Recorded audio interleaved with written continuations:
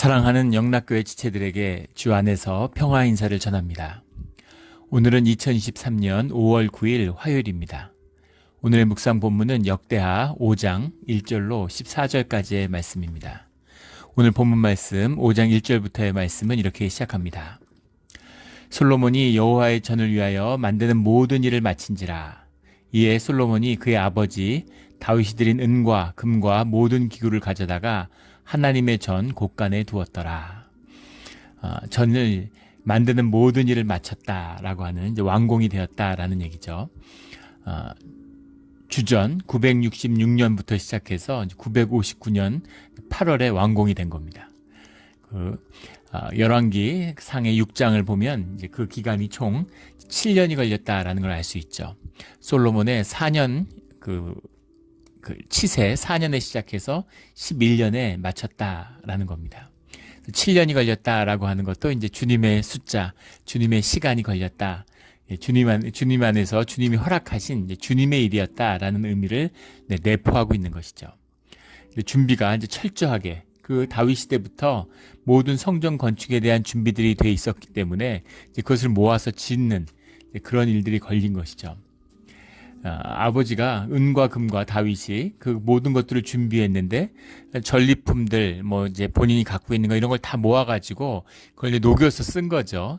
그렇게 쓰고도 남아서 그래서 하나님의 전에 있는 곳간 창고에다가 보관했다 이런 이야기입니다. 그러니까 얼마나 풍성하게 충분히 준비가 되었는가, 넉넉하게 준비가 되었는가라는 걸 볼 수 있는 것이죠. 또 이것은 주님의 은혜가 풍성히 그것을 누가 줬겠어요? 다윗이 어디 가서 그 문을 모아왔겠어요? 주님이 허락하시고 주님이 부어주시는 주님의 은혜였던 것이죠. 근데 그것을 충분히 주님께 드리고 주님을 섬기고자 하는 것인데 부족함이 무엇이겠습니까? 풍성하게 주님이 주셔서 그것이 남았다라는 의미죠. 그래서 먼저 부어주시는 은혜, 그 은혜를 경험한 자들이 와서 주님을 섬기고 주님께 봉사하는 것, 이것이 예배의 자리고 또 교회의 모습입니다. 주님의 것을 나누는 것이죠. 우리 교회 헌금도 마찬가지죠. 주님이 우리 거 가져오라는 게 아니에요. 주님의 것을 가져와서 모든 것이 주님의 것임을, 모든 것을 주님이 주신 것임을 고백하고 풍성히 나누는 비밀이 헌금 가운데 있는 것이죠. 그게 우리를 향한 축복입니다. 내 것을 가져오면 안 돼. 내 것을 가져오면 내가 무슨 주식회사 주주같이 생각하고, 또 요즘엔 소비자의식이 있죠. 내 돈 냈으니까 내가 그만한 봉사를 받아야지 이렇게 생각하는 겁니다. 시험에 들고 분란이 생기고 마음이 힘들어지고 모든 것이 삶의 저주로 바뀌는 것이죠. 주님의 것, 주님이 채우신 것이 풍성히 나누어지고 넉넉히 누려지는 것, 이것이 예배와 교회와 성전의 모습이다라는 것을 보게 됩니다. 이런 늘 풍요함과 넉넉함이 넘치는, 은혜가 넘치는 우리 몬트레 영락교회가 되기를 주의 이름으로 축원합니다. 2절에 이에 솔로몬이 여호와의 언약궤를 다윗성 곧 시온에서부터 메어 올리고자 하여, 같은 지금의 번역으로 보면 이스라엘 아니죠. 그런데 다윗성이라고 하는 다윗이 세운 성 가운데 그 장막을 치고 그 안에 40년 동안 여호와의 언약궤가 있었던 겁니다.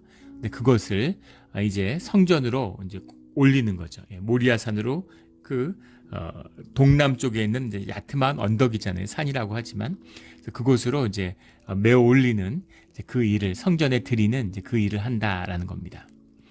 이스라엘 장로들과 모든 지파의 우두머리 곧 이스라엘 자손의 족장들을 다 예루살렘으로 소집하니, 이것이 공동체 이스라엘 모든 사람들의 한 마음이 돼서 그 뜻을 모아서 주님께 봉헌하는 그런 성전의 낙성식을 준비하는, 그것을 준비하는 이제 그런 의미죠. 건물을 짓는, 요즘으로 하면 건물은 완공이 됐어요.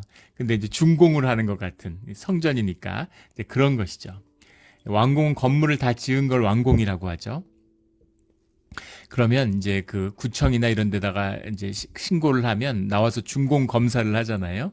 그래서 쭉 다니면서 우리 한국에 있을 때도 교회 가운데 부속 건물을 지었는데, 그래서 구청에서 와서 이제 관이 제대로 됐는지, 건축 규칙에 따라서, 건축 법에 따라서 제대로 지어졌는지를 다 검사하고 준공이 떨어져야, 준공의 허가가 떨어져야 건물을 쓸 수 있는 거죠. 건물 지었다고 막 쓸 수 없죠. 이제 그런 거죠. 그래서 지금 완공은 됐고 이제 준공을 위해서 예, 준공을 앞두고 예, 가장 중요한 본질인 언약궤를 모셔오는 그 일들을 위해서 다 함께 모였다는 겁니다. 이스라엘로 예루살렘으로 소집하니 이것이 그냥 솔로몬이 가서 뭐 사람 시켜서 가져오고 이럴 수도 없고 그래서도 안 되는 것이죠. 모두가 한 마음이 되고 모두가 주님과 하나 되었다라는 고백이 주님이 우리와 함께 하실 수 있는 비밀인 거죠. 교회 가운데 분란이 있고 다툼이 있으면 그 예배 가운데 주님이 함께 하실 수가 없어요. 모두가 하나 된 마음으로 주님 앞에 기뻐하는 것이 예배인데 예배를 제대로 못 드리는데 어떻게 주님의 임재가 함께 할 수 있겠습니까? 예. 주님 안에서 한 마음이 되는 거죠. 우리 늘 이렇게 한 마음이 회복돼야 되는 이것이 교회 모습입니다. 3절에 일곱째 달 절기에 이스라엘 모든 사람이 다 왕에게로 모이고, 그러니까 여호와의 언약궤를 모셔오는 이제 그 과정을 진행하는데, 이것이 일곱째 달 절기다라고 하는 것은 일곱째 달이라는 건 에다니멀이라고 흔히 부르는 태양력으로 하면 9월, 10월에 걸쳐 있는 것이죠. 9월, 10월에 걸쳐 있었다는 건 무슨 의미냐면 이제 초막절이 끝났다라는 의미입니다. 모든 추수가 끝나고 뭐 초막절, 장막절, 수장절, 그 광야의 생활을 기억하면서 이 텐트를 치고 그 안에 들어가서 이제 주님이 함께 하셨다는 것을 기억하고 감사하는, 요즘으로 하면 이제 추수감사절 같은 것이죠. 초막절, 장막절, 뭐 수장절이라고도 하고 그 의식을 드린 그 달이죠. 그래서 이제 바쁜 일이 다 끝난 그때 사람들이 모여가지고 이제 그 여호와의 언약궤를 모시는 그 의식을 진행했다라는 겁니다. 근데 열왕기를 보면 완공이 8월에 됐어요. 근데 지금은 이제 일곱째 달에 사람들이 여호와의 언약궤를 모이기 위해서 모였다 이렇게 되어 있습니다. 이것은 무슨 의미냐면 성전이 다 지어진 다음에 여호와의 언약궤를 모시고 오는데 다시 1년의 세월이 지났다. 11개월의 시간, 거의 1년의 시간이 지났다라는 사실을 볼 수 있죠. 건물이 지어졌지만 뭐 그 주변에 그걸 정비하고, 건물은 지어졌지만 주변에 여러 가지 뭐가 많잖아요.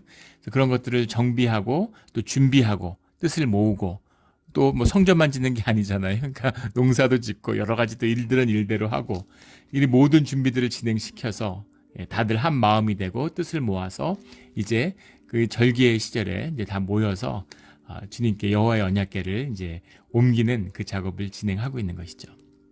4절에 이스라엘 장로들이 이름에 레위 사람들이 궤를 매니라. 그 언약궤는 레위 사람만 맬 수 있는데 그것을 지키지 않다가 다윗이 그것을 제대로 지키지 않고 옮기다가 아주 그 엄혹한 징계를 받은 적이 있죠. 그래서 이제 그것을 절차에 맞춰서 우리 민수기 4장, 신명기 10장에 나오는 그 절차대로 레위 사람들이 궤를 메고 왔다라는 겁니다. 그런데 5절에 보면 궤와 회막과 장막 안에 있는 모든 거룩한 기구를 메고 올라가되, 그러니까 기브온 산당에 있었던 언약궤는 다윗의 장막에, 다윗의 성에 와 있지만, 시온성에 와 있지만 그 외에 여러 가지가 많잖아요. 출애굽 시대에 준비했었던 그것들, 그 모든 기구들은 아직 기브온에 있었던 것이죠. 근데 이제 성전이 완성되었으니까 거기에 있는 것도 모두 다 옮겨서 가지고 올라왔다, 이런 얘기입니다. 그런데 레위인 제사장들이 그것들을 메고 올라가매 이렇게 되어 있는데, 제사장들이 기브온에서 그런 성막의 기구들을 메고 오지는 않았겠죠. 그렇다고 아무나 옮긴 건 아니고 레위인들이 짊어지고 왔을 겁니다. 근데 4장에는 이 레위 사람이라고 돼 있고 5장에는 레위인 제사장들이라고 돼 있다라는데, 제사장들과 레위인들, 뭐 제사장들도 레위인이지만 그들이 협력해서 함께 일을 했겠죠. 그런데 중요한 것은 마지막에 지성소에 드리는 것, 지성소는 제사장들밖에 못 들어가잖아요. 그러니까 마지막에 옮겨가지고 그것을 이제 지성소 안에다가 놓는, 성막 안에다가 이제 좌정시키는 그런 일들은 제사장들이 했겠죠. 그리고 옮기는 과정에서도 함께 하면서 그냥 갖고 와 이러지 않았겠죠. 그 모든 과정 가운데 제사장들이 함께 했을 겁니다. 제사장들과 레위인들이 협력해서 함께 그것을 옮겨왔다, 이렇게 이해하면 되겠습니다. 6절에 솔로몬 왕과 그 앞에 모인 모든 이스라엘 회중이 궤 앞에서 양과 소로 제사를 드렸으니 그 수가 많아 기록할 수도 없고 셀 수도 없었더라. 그 앞에서, 그러니까 아마 처음에 가져왔을 때는 바로 성소에 드린 것이 아니라 성소의 뜰 앞에다 두었던 것 같아요. 그래서 성소에 드리기 전에 그 앞에서 제사를 드리는, 그 다윗 시대에 시작된 것이죠. 그 언약궤를 옮기는 과정 전에 그 앞에서 제사를 드리는 모습이 나오죠. 그 사무엘 하에 보면. 그래서 이 의미는 무엇인가? 주님의 뜻과 하나 되고 주님의 뜻에 인도하심을 받겠습니다. 주님과 하나 되는, 주님의 뜻에 부합하는 일이 되기를 원합니다. 라고 하는 것이 이 길에서 드리는 제사의 의미였던 것처럼 이 뜰 앞에서 드리는 것에도 주님과 하나 되는 마음, 이 성소에 드리고 예루살렘의 성전이 세워지는 그 모든 것이 주님의 뜻에 합하고 주님의 뜻을 구하는 것입니다. 라는 것이 들어있는 것이죠. 우리 이제 교회에서 보면 우리가 이제 예배라는 말을 많이 씁니다. 근데 예배라는 말 우리가 뭐 신방 예배도 드리고 뭐 개업 예배도 드리고, 우리 지지난주에 개업 예배를 드렸죠.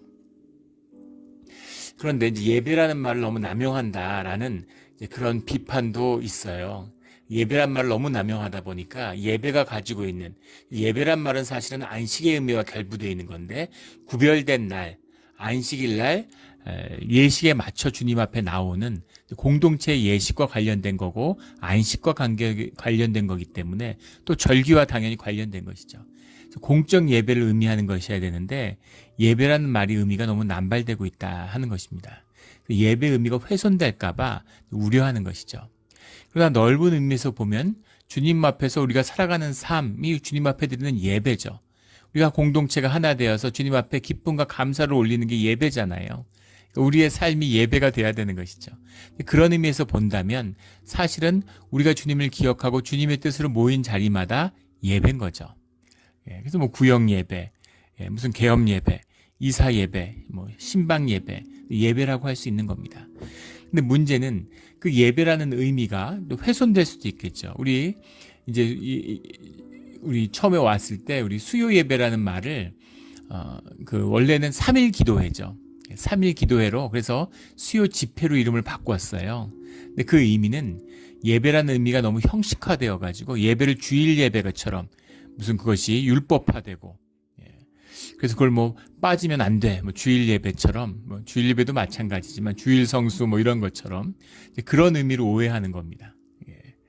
그래서 뭐 예배 가운데 뭐 무슨 주일 예배 같이 그렇게 이제 오해하는 거예요. 그런 것이 이제 예배를 훼손하는 것이죠. 그래서 기도회의 의미, 수요일 날 모여도 되고 목요일 날 모여도 되고, 수요일 날 모이지 않나요? 화요일, 제가 한국에서 섬겼던 교회는 뭐 화요 집회, 화요 성령 집회, 뭐 수요 여성 집회, 뭐 금요 찬양 집회 이렇게 계속 모였어요. 교회가 모이기를 힘쓰는 곳인데 매일 모이면 어떻습니까? 근데 그것은 성도가 하나 되는 마음의 표현이지 무슨 안식의 절기 같은 게 아니잖아요. 공적 예배와는 또 구분돼야 됩니다. 다 같은 예배지만, 그래서 성소에서 지성소에서 드리는 속죄함을 받는 예배와 제사와 또 지금 6절에서 그 앞에서 사람들이 드리는 이 제사와는 사실은 뜻이 통하면서도, 마음이 통하면서도 분명히 구별되는 것이다 라는 거죠. 그래서 그 마음을 잘 지키면, 그 뜻을 잘 지키면 모두가 귀한 것이다, 이렇게 볼 수 있겠죠.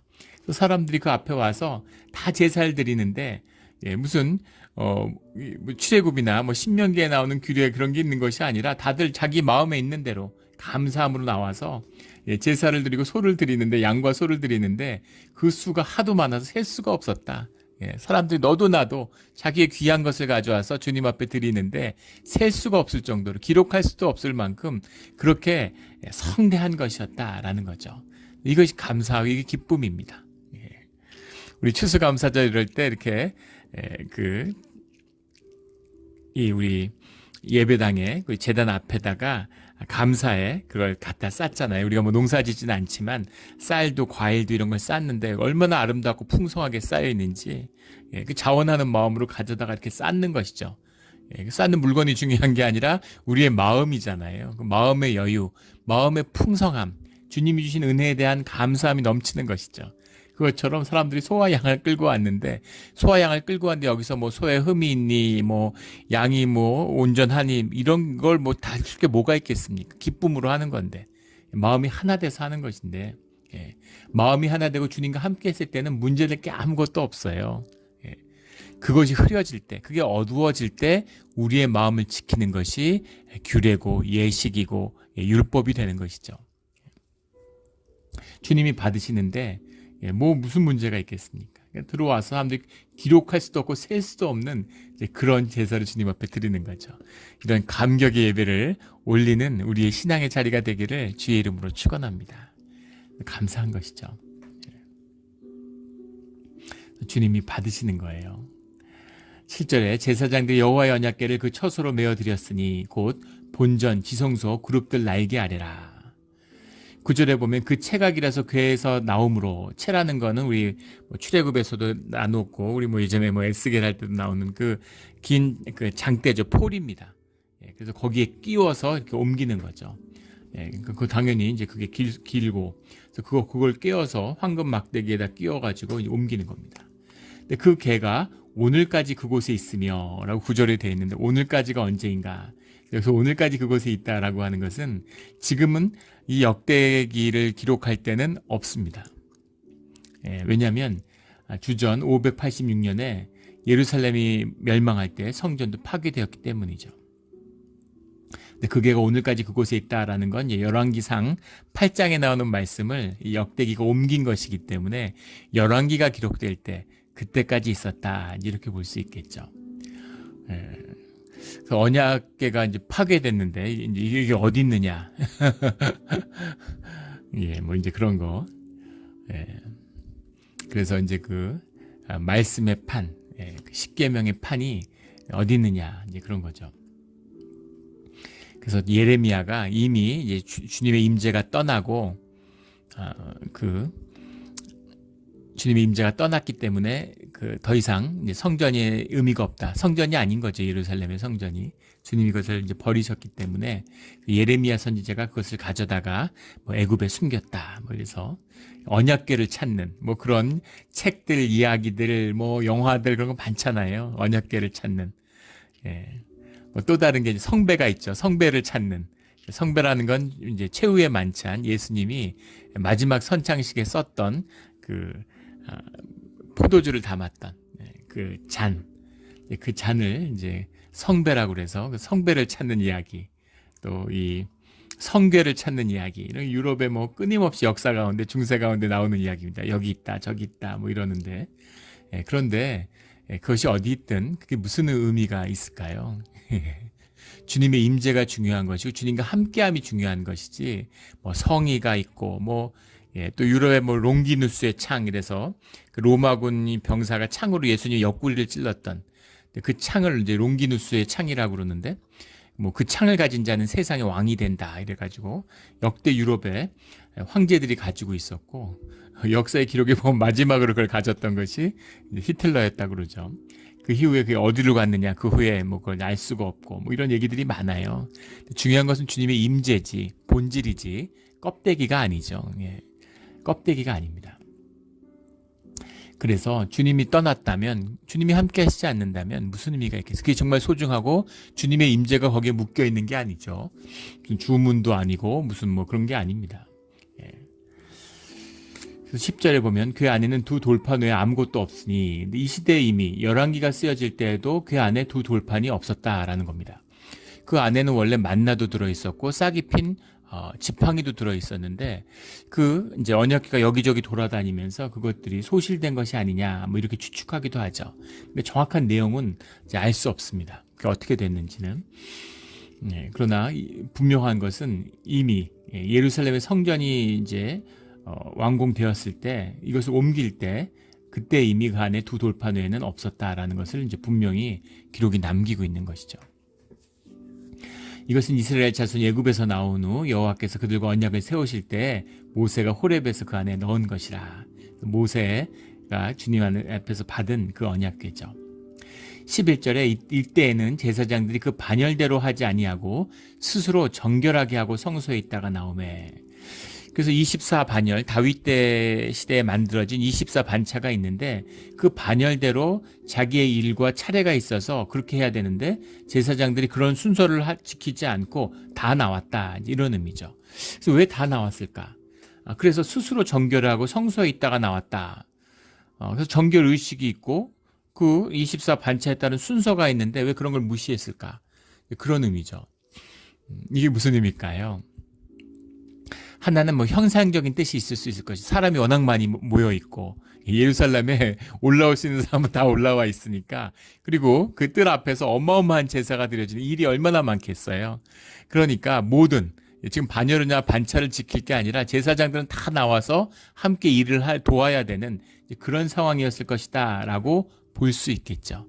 또 하나 중요한 것은 그 반차와 반열이라고 하는 것, 그건 주님의 임재 가운데 촛불이 꺼지지 않도록 초를 가는 것 같은 거죠. 그런데 횃불이 타오르고 있는데 초를 누가 갖고 오든 가는 무슨 의미가 있습니까? 그러니까 모두 마음이 쏟아지고 모든 사람이 주님이 임하면 반차, 반열 뭐 이런 거 아무 의미 없고 뭐 세마포를 입던 뭐라도 아무 상관없습니다. 주님 앞에 나오는 거예요. 주님과 하나 되고 주님과 하나 된 우리의 삶의 모든 것이 다 예배입니다. 그것이 모든 것이 예식이에요.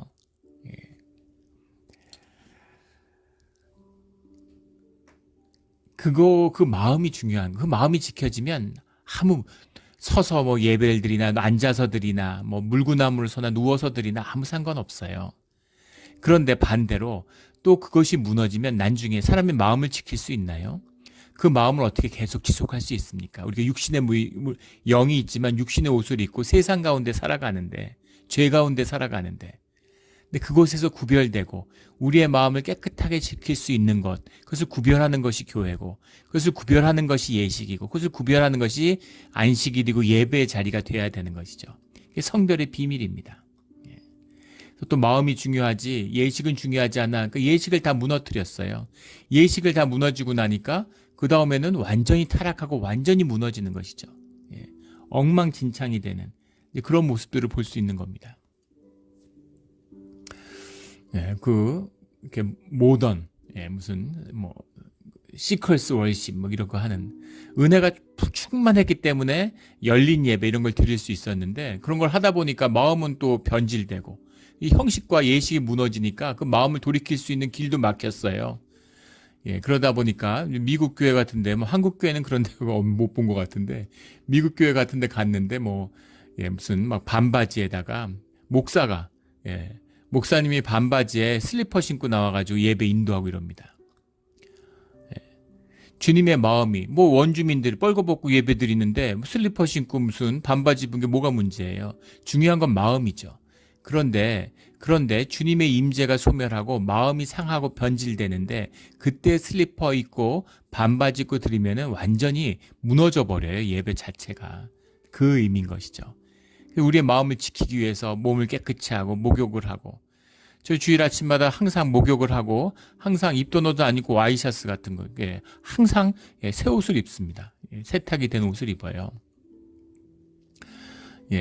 뭐 한 번 입었다고 무슨 뭐 와이셔츠 뭐가 있습니까? 걸어놨다가 다음 주에 또 입어도 돼요. 주일밖에 안 입었는데.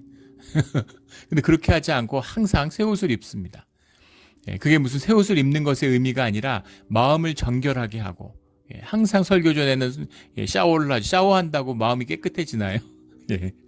몸이 깨끗해진다고 마음이 깨끗해지나요? 그렇지 않죠. 하지만 몸이 더러운데 그럼 마음이 깨끗해지나요?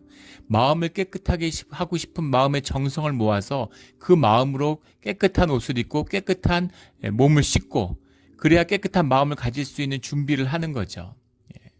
뭐 그렇다고 깨끗한 마음이 깨끗해지는 건 아니지만 주님 앞에 우리가 할 수 있는 걸 하면서 깨끗한 마음을 달라고 간구하는 것입니다. 주님 믿습니다. 믿음을 주시옵소서 하는 그 신비죠. 뭐 이걸 말로 한다는 게 의미가 없지만 이게 무슨 의미인지 아실 거예요. 그런 의미인 거죠. 그 영국에서 공부할 때 유학을 할 때 그때 독일에 잠깐 이제 가 있을 기회가 있었는데 방학 때 독일에 가 있는데 독일에 이제 그 목사님들이 있습니다. 그런데 그분들이 전부 일종의 공무원 같은 거예요. 박사학위 없는 분이 없고 지성들이 다 뛰어나고 뭐 신학, 철학 이런 걸 다 깊이 공부한 분들이죠. 근데 이제 페리시 미니스터라고 그러죠. 그 이제 교구 목사를 하는데 교회가 이제 뭐 중세부터 있으니까 교회가 멋있어요. 크고 뭐 웅장하고 말할 수 없이 멋있습니다. 예배 때 나오는 사람이 10명도 안 돼요. 할머니들 한 10대뿐 앉아 계십니다. 근데 그 교회 풀타임 목사가 뭐 20명, 뭐 19명, 20명, 20 몇 명 이렇게 되는 겁니다. 그래서 아니 교인도 없는데 그 20명씩 그렇게 뭘 하느냐 풀타임으로. 그러니까 기독교 문화잖아요. 완전히 그것이 사회에 녹아내려가지고 예배하고 장례만 치러도 사람이 없어 부족해갖고 일이 너무 많다는 거예요. 다 기독교식으로 치르니까 아이 세례주고 뭐 무슨 결혼식 뭐 그런 거 결혼에 그런 예배, 결혼예, 혼인 예배, 혼인 성배 뭐 이런 거 성사 이런 거 하고 장례 인도하고 눈코 뜰 수 없이 바쁜 것이죠. 그런데 주일날 예배를 드리러 가는데 그 기숙사 앞에서 있는 그 이제 목사님이죠. 근데 잔디 깎고 있어요. 그 집에서 자기 마당에. 그래서 주일인데 교회 안 가냐 이러니까 오늘은 내가 설교하는 주가 아니라 그러는 거예요. 예, 믿어지지 않으시겠지만 본인이 설교하는 주에만 나가서 예배 때 가고 그렇지 않은 주는 안 가는 거예요. 교회를. 예, 목사인데. 예, 하물며가 교회가 더 말할 게 뭐가 있겠습니까? 교회는 어떻게 유지가 될까? 종교세를 걷잖아요. 세금을 낼 때 거기에 표기를 내서 아예 그 소득에서 원천 징수를 해요. 그래서 교회에 줍니다. 재정이 뭐 풍족하죠. 그 종교세를 내야지만이 공동회의에 회원권이 있대요. 예. 교회는 될 수 있지만 종교세를 안 내는 사람은 가서 공동회의한테 투표를 못 하는 거예요. 엄밀히 말하면 교인으로서의 권한이 제한되어 있는 거죠. 예. 그런 정회원, 정교인이 아닌 겁니다. 예. 공동회의 회원이 아닌 거죠. 우리로 치면은 공동회의 회원권이 이제 정지되어 있는 거예요. 예. 그 교회 그 시에 시장님부터 작은 시였는데 시장님부터 해서 뭐 모든 분들이 다 장로님이래요. 루터교죠. 거기는 루터교회 다 장로님들. 교회 장로가 아닌데 그런데 뭐 시장이나 시의원을 한다, 국회의원 한다, 꿈도 못 꾼다는 거죠. 그래서 그 임직 선거를 하면은 교회가 완전히 미어 터지는 겁니다. 동네 사람 다 나왔으니까 교회에 앉을 자리가 설 자리도 없을 만큼 빽빽한 거예요. 근데 그게 무슨 의미가 있을까요? 주님이 기뻐하시는 모습이겠습니까? 교회가 꿈꿨던 게 그런 건가요? 그런 거 아니죠. 예, 오히려 반대로 예루살렘처럼 예수님이 찾아오셨는데 모여서 예수님 죽일 궁리하고 돌을 던지고 침을 뱉는 음해하고 모략하는 그런 바리새인, 사두개인, 서기장, 서기관, 제사장들의 모습이 아니면 될 수도 있는 것이죠. 그래서 주님 안에 주님의 임재와 예배와 마음의 회복 이것이 중요하다는 겁니다. 그래서 뭐 반차를 지키고 안 지키고 주님이 함께 오시고 그들의 마음이 열렸는데 그게 뭐가 의미가 있겠습니까? 그러나 그 의미가 반차나 예식이 중요하지 않다는 것은 아니라는 거죠. 이 두 가지를 잘 알아야 됩니다. 이 두 가지가 다 중요해요. 우리 교회에서 하다 보면 항상 이 두 가지 사이에서 주님의 임재와 그 음성을, 세미한 음성을 잘 분별하고 들어야 되는 것이죠. 교회에서 뭐 이런 게 뭐가 중요합니까? 그런 것과 또 어떻게 교회에 반바지 입고 교회를 옵니까? 뭐 이런 그 두 가지 다 아닌 겁니다. 주님의 인도하심의 그 뜻이 그 순간 어디 있는가 하는 것을 이제 알아야 되는 거죠. 12절에 이제 그 성전에 그 봉헌 예배를 드리는 거잖아요. 그 예배를 드리는데 그 아삽과 헤만과 여두둔 앞에 여러 번 나왔던 그 형제들이 제금과 비파와 수금을 잡고 13절에 나팔 부는 자와 노래하는 자들이 일제히 소리를 내. 일제히 소리를 낸다는 얘기는 무슨 말이냐면 함께 화음을 맞춰서 반주에 맞춰서 이제 찬양대가 찬양을 드렸다는 겁니다. 여호와를 찬송하며 감사하는데 주님 앞에 찬송하고 감사하는 게 예배잖아요. 한 마음이 돼서 주님을 높이고 찬양하는 것입니다. 우리가 전에 주일에도 그런 말씀을 드렸는데 우리 계시록 같이 나누다가 우리가 하늘의 예배가 땅에서 이루어지면 제일 먼저 지금 사라질 것이 설교다 이런 말씀을 드렸죠. 설교는 아버지를 증거하는 겁니다. 근데 자녀들이 되고 아버지의 음성을 들으면 아버지를 증거하고 가리킨다는 건 의미가 없죠. 예배가 예배되게 하기 위해서 말씀을 가르치는 게 설교잖아요. 그러니까 설교는 예배를 위한 준비입니다. 예배를 드리기 위해서 예배를 이루어가는 과정인 것이죠. 주님의 예배가 완성되면 완전 온전한 예배를 드리면 감사와 찬양만이 있는 거예요. 모두 하나 되고 기쁘고 감사와 찬양을 주님께 올려드리는 그 하나됨이죠. 그 예배다. 근데 그 전에 구름이 가득한지라 13절에 그때 여호와의 전에 구름이 가득한지라. 그 모세의 장막에 출애굽에 있었던 그 사건들, 광야에서 주님이 함께하는 그 구름이 가득한지라. 구름이 가득했다는 게 무슨 의미일까요? 주님의 임재가 함께했다는 뜻이죠. 그 주님의 임재를 우리의 감각 안에, 우리의 현상 속에서 우리의 오감 안에 담을 수가 없는 거잖아요. 그 영광을 어떻게 담습니까? 근데 그것을 우리가 현상적으로 체험한 그런 표현이 구름이 가득한 것이죠. 빽빽한 구름. 주님이 구름이 아니죠. 그 구름이라는 것이 뭐 주님의 임재의 필수거나 표현되는 절대적인 방식이 아니라 이때 이 사람들 가운데 주님의 임재가 드러나는, 그들이 주님을 경험을 현상적으로 주님의 임재를, 보이지 않는 주님을 현상 세계에서 느끼고 경험하는 경험 세계의 표현이 구름이 가득한지라라는 거죠. 그래서 진짜 구름이 가득했을 수도 있고 또 구름이 전혀 없었을 수도 있습니다. 그건 중요한 게 아니에요. 그러나 모든 사람이 빽빽한 구름을 보고 경험했죠. 그래서 그것이 무슨 객관적인 우리의 지각을 뛰어넘는 실체적인 진실이냐, 그런 식으로 이해하는 것은 대단한 어리석음이다라는 얘기죠. 그런데 그 구름이라는 것을 통해서 주님이 임재하는, 그럼 구름만 임하면 주님의 임재냐? 아니죠. 구름은 자연 현상이잖아요. 구름이 어디나 나타날 수 있잖아요. 우리 특히 여기 우리 동네 이 몬트레이 해변가에 뭐 매일 구름 끼는데 구름이 빽빽하죠. 그러나 그것이 아니라 주님의 임재, 우리가 영이 하나 되고 주님께 예배하고 찬양 가운데 그 주님의 부정할 수 없는 모든 사람들이 경험하는 공적 예배에서 주님과 하나 되는 그 체험을 모두가 했다라는 얘기입니다. 광야의 때 오랫동안 사라졌던 그 주님의 임재와 뭐라 말할 수 없는 주님의 강한 임재를 예루살렘의 성전 앞에서 경험했다라는 거죠. 그래서 그것으로 이 성전을 주님이 받아주셨구나. 여기 주님이 임하고 함께 해주시겠구나. 주님이 이곳에서 우리와 함께 머물러 주시겠다고 약속하시는구나 라는 것을 이스라엘의 모든 회중이 주님의 이름으로 함께 나누고 받아들였다. 이 뜻이 들어있는 거죠. 14절에 제사장들이 그 구름으로 말미암아 능히 서서 섬기지 못하였으니, 서서 섬기지 못했다는 의미가, 이걸 원문 그대로 보면 그 구름, 임재로 말미암아서 예배를 더 진행할 수가 없었다. 제사를 더 드릴 수가 없었다. 이런 얘기입니다. 주님의 임재가 있는데 예배를 더 드리지 못한다라는 의미가 뭘까요? 주님과 함께하는 게 예배인데, 예배의 의식이 있잖아요. 근데 그것을 진행할 수 없는 그런 강한 임재 안에 모두가 하나 됐다라는 겁니다. 예전에 우리 그 단기 선교를 가서 예배를 드리는데 이제 뭐 한 청년들 200여 명이 모여서 예배를 드리는 겁니다.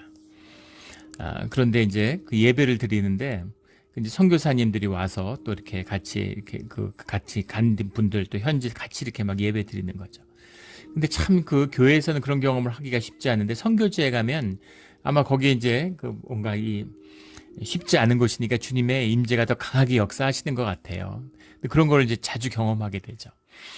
그래서 아침에 이제 밥 먹고 일찍 일어나서 한 7시 모여서 아침에 예배를 드리고 이제 나가는 겁니다. 노방 전도를 나가고 사역하러 나가는데, 근데 모여서 이렇게 예배를 드리는데 그때 주님의 강한 임재가 있는 거예요.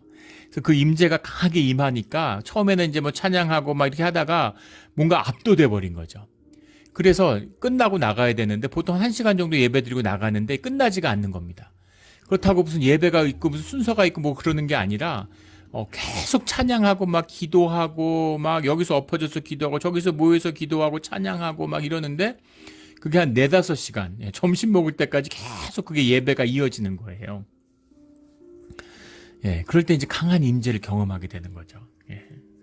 그래서 거기서 막 안수도 하고 뭐 별일이 다 일어납니다. 막 아픈 사람 낫기도 하고 뭐 별일이 다 많아요.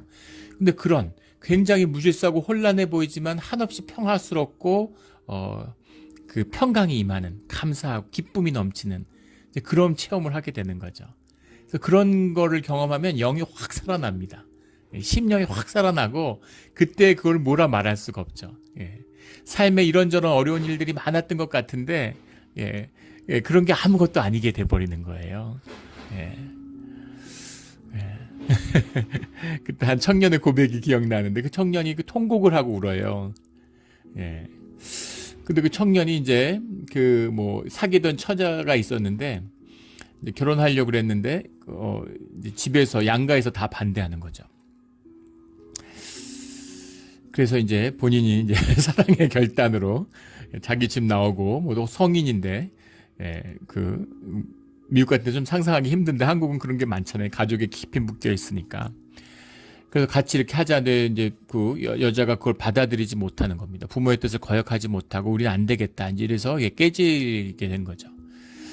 그러니까 굉장히 낙심하고 그래갖고 너무 이제 가족도 밉고 모든 게 다 너무 속상하고 이제 좌절스러워서 절망한 거죠. 그래서 도망가는 마음으로 이렇게 단기 선교를 나왔는데 한국에 있기 싫어서 도망가는 마음으로 왔는데 이제 같이 막 예배를 하는데 이제 회개가 임하고 너무 스스로 부끄럽고 사실 아무것도 아닌데 그런 걸 힘들어하고 그런 것 때문에 어려웠다는 자기 자신이 믿어지지가 않는다고. 그래서 스스로 너무 부끄럽다고. 내가 왜 그런 걸 갖고 괴로워했을까? 뭔가 뭔지 정확히 모르겠지만 뭔가를 뛰어넘어 버린 거죠. 그 모든 환경과 조건을 그 심령이 뛰어넘은 겁니다. 그래서 그냥 감사하고 기쁘고 좋아서 막 눈물을 흘리고 처음엔 고통과 괴로움과 막 슬픔의 눈물이 이제 기쁨과 찬양의 눈물로 바뀐 거죠. 너무너무 기뻐하는 거예요. 근데 청년이 막 춤도 추고 막 너무 좋아가지고 그래서 아주 그냥 신명 나서 이렇게 사역을 하고 이런 걸 봤습니다. 그런 거죠. 또 제가 처음에 그 주님을 이제 만나는 기회가 됐죠. 그때 영접한 건 아니었지만 아무튼 교회를 처음 나갔을 때 이민교회 처음 나갔는데 그때도 주님의 그 강한 임재 이런 것을 참 새벽 기도 드리는데 막 아침에 나와서 기도를 드리면 막 9시, 10시, 막 11시까지 이렇게 기도를 하고 시간을 지난 게 아니라 뭔가 시간이 없어져 버린 것 같은 한 5분, 10분 된 것 같은데 막 서너 시간이 지난 거죠. 이런 경험들을 하게 되는 겁니다. 새벽에 일어나서 눈을 치우고 새벽 기도 가려고 1시간은 차를 몰고 그때 교회를 갔는데 그런 게 이제 성령의 충만함인 걸 지금은 압니다. 그런 강한 임재, 강한 주님의 은혜죠. 그것이 이 성전 앞에 임했다. 수십 년간 준비해온 이 성전의 역사가 예루살렘의 성전이 시작되는 그때 주님과 하나 되는 모습이었다. 이 모든 것을 주관하고 이끌고 채우시고 중심이 되신 분은 주님이시죠. 주님이 큰 은혜를 허락하셨는데 주님이 온전히 100% 주님이 하신 것이지만 동시에 그것을 기대하고 소망하고 한 세대에 걸쳐서 그것을 준비한 그런 믿음의 세대가 또 주님을 기다렸다라고 하는 것. 그것도 주님 앞에 서 있는 우리의 진실인 것이죠. 아름다운 역사가 하나님의 여호와의 영광이 하나님의 전에 가득함이었더라. 이것이 무엇인가에 대한 많은 신학적인 논의가 있어요. 그 신학적 논의의 중심은 본질은 무엇이겠습니까? 주님의 영광을 만나지 못했기 때문이죠. 이거는 말이 필요 없는 것입니다. 여호와의 영광, 이걸 뭐라고 얘기하며 또 얘기한들 이것을 어디까지 담을 수 있겠어요? 주님의 임재죠. 이런 임재를 경험하는 이런 예배를 일생에 한번 살아서 드렸으면 얼마나 좋을까. 그런 꿈을 가지고 살아가고 있는 것입니다. 우리가 매주 예배를 드리는 거죠. 우리 예배 가운데 주님의 임재가 열리고 더 깊어져서 주님을 알수록 더 알기를 원하고 믿음을 가질수록 더 주님의 믿음을 구하는 그런 우리의 기도와 예배의 자리가 되기를 주의 이름으로 축원합니다. 아멘. 기도드리겠습니다. 하나님 아버지 감사합니다. 오늘 가슴 벅찬 예루살렘의 성전의 예배의 말씀을 나눕니다. 우리가 이런 것을 흠모하고 이런 일이 오늘 우리에 함께하기를 소원합니다. 우리의 교회와 우리의 주변과 세상을 바라보면 이런 일이 이제는 불가능할 것 같지만 주님 가운데 능치 못할 일이 없음을 믿습니다. 세상이 가장 어두웠을 때 새벽이 다가오고 있음을 저희가 압니다. 주님, 우리 주님의 온전한 예배를 드리는 교회의 공동체 한 마음이 되고 화합하며 화목하고 사랑과 은혜가 평강이 넘치는 생명의 공동체가 되어서 주님께 주님의 영광이 나타나는 예배를 이 땅에서 올리는 주의 자녀들, 주님의 지체가 된 몸된 교회가 되게 하여 주시옵소서. 감사하며 예수 그리스도의 이름으로 기도드렸습니다. 아멘.